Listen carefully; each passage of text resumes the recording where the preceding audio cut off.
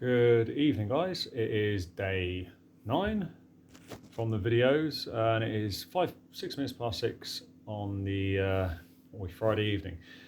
So you saw the video yesterday, hopefully, and you saw my first exercise session. This morning I've done my stretches and mobilizations. Sorry if you can hear a fan, the oven's on. But we are not editing, we're shooting in a flow. So what else have I been doing? I've been doing a lot of release work. Now, for release work, I've been using, you can buy these off the internet. I'll just show you the make. There you go. B-Nax, because that would be backwards, B-Nax. And I'm using this to help release the glute muscle fibers. It's really interesting. And a person commented about having back massage, or not back massage, having massage. And with massage, as I may have said, you've got to be really careful. So I do massage therapy as part of one of the parts of myself being a Czech practitioner, a nutritional guide, and all these kind of things. So the treatment element, when your lower back, not always, but a lot of time, when your lower back is in a bracing pattern, and I've already talked about posterior tilt, usually when it's in this bracing pattern, the muscle has an element of torsion to it.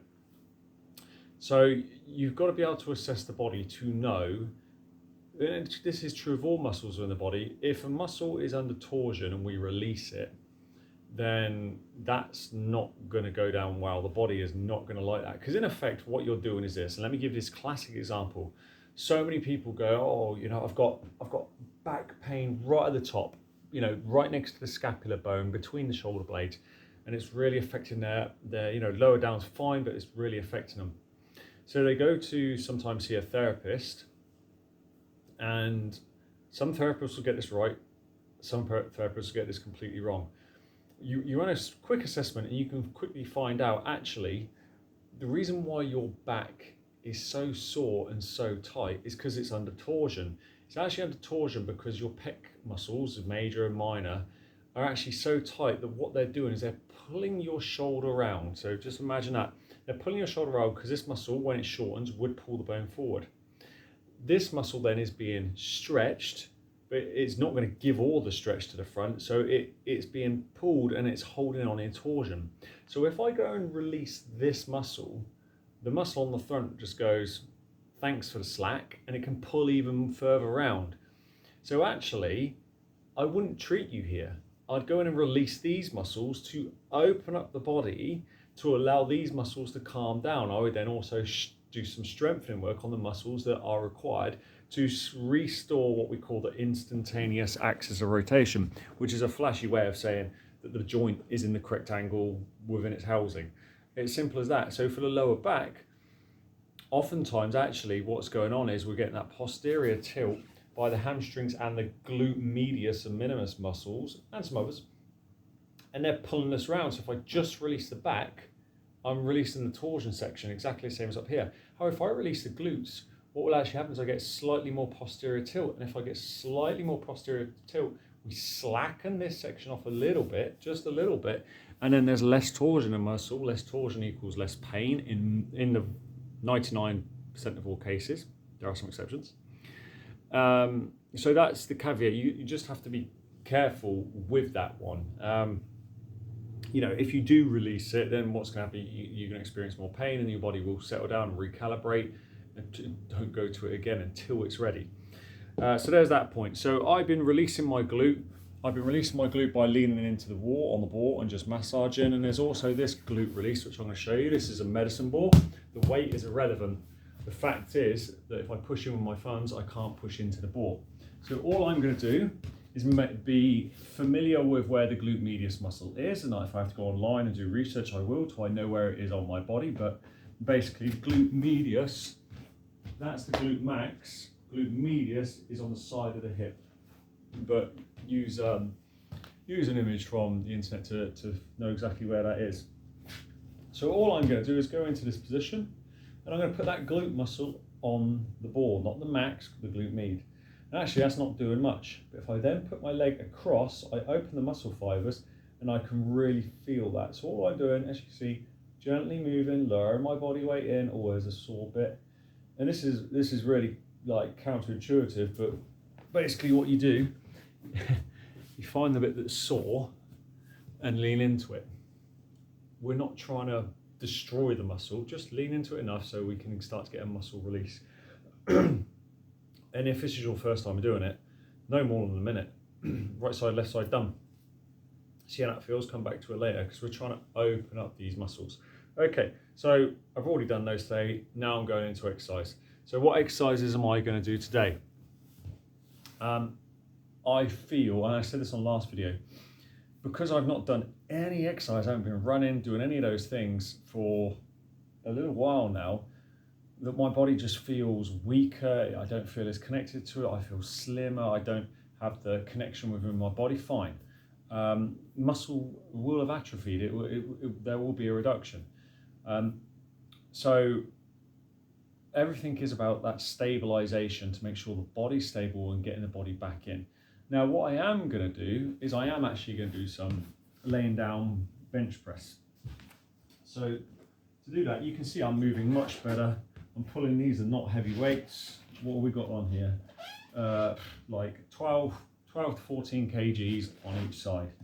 So all I'm going to do is I'm going to go into a bench press position on the floor, because in this position I'm protecting my spine, I'm protecting the shoulders, because I can't move my elbows any lower than they are. And all I'm going to do is I'm just going nice and easy, breathing out on the way up. I'm just going to go through 8 repetitions, maybe more. 4. I'm well away from the spine. The lower back feels completely relaxed. 6, 7, 8. We'll do a couple more. 9, 10. Body wants to do more. I feel like I could do more. Intuition says do more. 11, 12. It's not a heavy weight. 13, 14, 15. So I did 15 reps that. Now I'm going to move into my next exercise. I'm going to leave these to recover because I'm going to back and forth this. I'm going to go with a 75 centimeter ball. This exercise is really key now. Now I'm going to start working the stabilization in this area, because the bench press I've just done, that is not going to do much to help with my situation at all. It's almost like vanity. I want to feel more connected into my upper body. Though it does absolutely have its place, but it's not going to assist what I'm doing. But I'm doing it. So now I'm in this nice tall frame.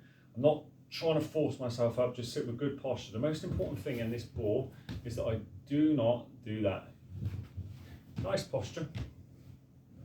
Both feet on the floor, hands in free space, and watch this foot. When I'm going to hold this for 10 seconds or a 10 count in my head, and if this looks really easy, try it yourself and watch what happens. 10 seconds down. Now I'm breathing in and then I'm breathing out and activating my core like I've shown in previous videos.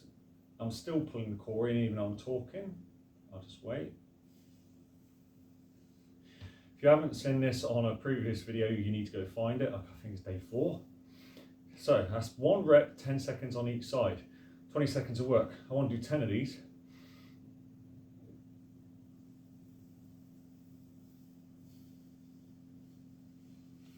What I'm actually going to do is take the trainers off so I get more response with my feet. Here we go. Now my feet are having to really make sure I'm working, making sure I'm working my feet. This actually strengthens the arch of my foot as well. So this is lovely. If you struggle with what's called a hallux valgus, where the big toe turns out, if you don't know what that is, then go on the internet, Google hallux valgus, V-A-L-G-U-S, valgus, yep. You'll see a picture of it and you'll be like, oh, my toe is like that, then this is going to help. There are other things that can help, and all I'm doing is I'm drawing the core in, holding this position, trying to hold good posture. There are ascensions of this where I can make it more difficult, but I am not going to do that. This is my first time in, but my body's feeling much better. I feel like I could go for a jog. Not going to. Not until I've done things in the gym for enough period of time that I get that connection back within my body. So I will need to make sure I'm doing the primal patterns to gait. And obviously I've just said primal patterns to gait, what the hell is that? I'll go into these things in future videos. If you need to know right now, Google primal patterns, 7 primal movement patterns. So what I am going to need to work on is my lunge, because my lunge is one of the pre-requirements, main pre-requirements to gait. And I may have to do a descended form of the lunge, known as the toe touch drill, and I'm actually going to attempt it in this session. However, don't just go for this toe touch drill. Actually, I probably won't show it because it can do more harm than good if you've not been shown how to properly do the toe touch drill, because people go, well, I've completely lost count by the way, quad dominant in their exercises. Quad dominance, just way to wear out your knee. They escape their glutes, they collapse their core, so it's all one more each side. So this is actually very easy. It's almost too easy now. My body's connecting in. Rehabilitation. If you've not been prehabbed, this won't be. But that is very, very easy for me. That's fine. I'm going to now go back down because the upper body has had enough rest and recovery. Into position. Nice and controlled.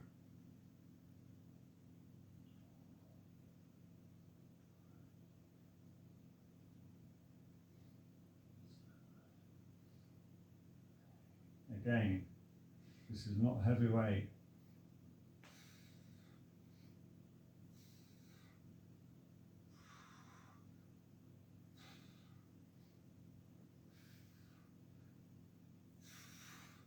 That's the whole point. This is waking the body up. This is reconnecting in with the body. So I'm going to go straight back into this one, because whilst the upper body needs more of a recovery time from doing that, this, I do not want much of a recovery time at all. So straight in. Now I'm going to go to the ascension and see if my body can do it. So let's have a look. As you can see, foot on the ball. There you go, that's challenge.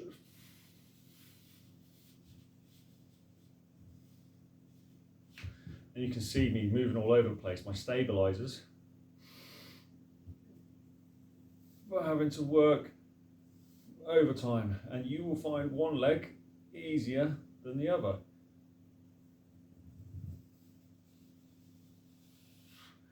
So, seated posture trainer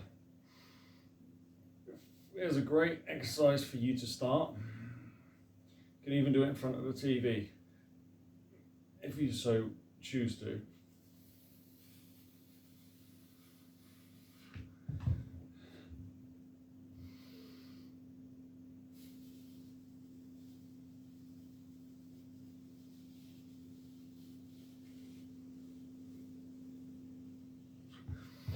Yeah, so other than this, I'm not going to do any more laying bench press. This is my last of these because I'm only doing 2 sets of everything I do at the moment, even if my body says I want to do more, I'm not. The exercise after this, I'm going to go into horse stance again, drive that through the system. Well, it's either going to be horse stance or it's going to be prone cobra, but probably horse stance. And then I'm going to do the lower abdominal training with the blood pressure cuff. But again, that will be shown at some point, and I'll put a link to that. But with what we've got going on, we've got more than enough to be making meaningful progress within the body. Whoa, I've nearly lost it, come back.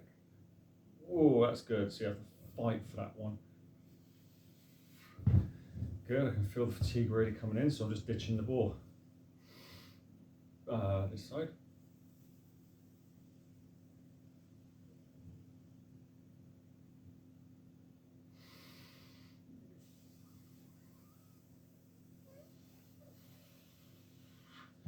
And there we go. So that's kind of where I'm up to. I've shown you a seated posture trainer. That's the main reason why I wanted to do this video. You're going to get a real, if you've not used Swiss boards before, you're going to get a true understanding of what it is to be doing an exercise where you are in an unstable environment. You think about bench press, like on a bench or on the floor. This is working, and there's a little bit of stabilization work, but not much. But when I do the bench press on the Swiss ball, by laying on it, you can lay on it, I'll show you, legs are on the floor, and you do a bench press in that position, which we will get to, the ball is constantly wanting to move whilst I'm maintaining the stability of the weight. So my stabilizing system in my body is going nuts. They're going, oh my God, and they're firing recruiting muscles. So I get a much bigger bang for my buck on the exercise.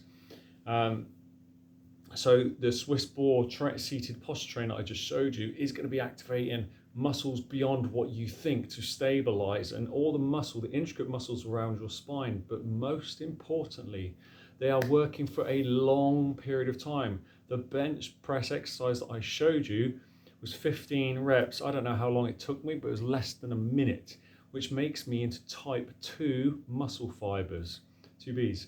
But when I do the seated posture trainer, it's going out into minutes. So I'm then using a type 1 muscle fiber, and it is the type 1 muscle fibers that have to be trained in this stage of your rehabilitation, no matter how strong you are or how strong you think you are. And there's a lot of people who can shift a hell of a lot of weight, but they've got absolutely woeful core stabilization because they haven't worked on it.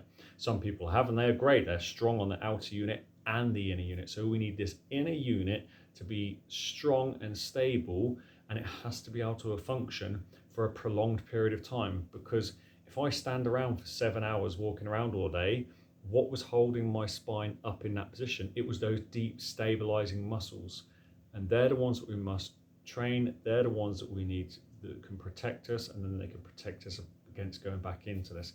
Anyhow, that's the end of the video today, guys. Again, one shot, one stream, one video, no editing, and I'll see you on the next one, maybe with a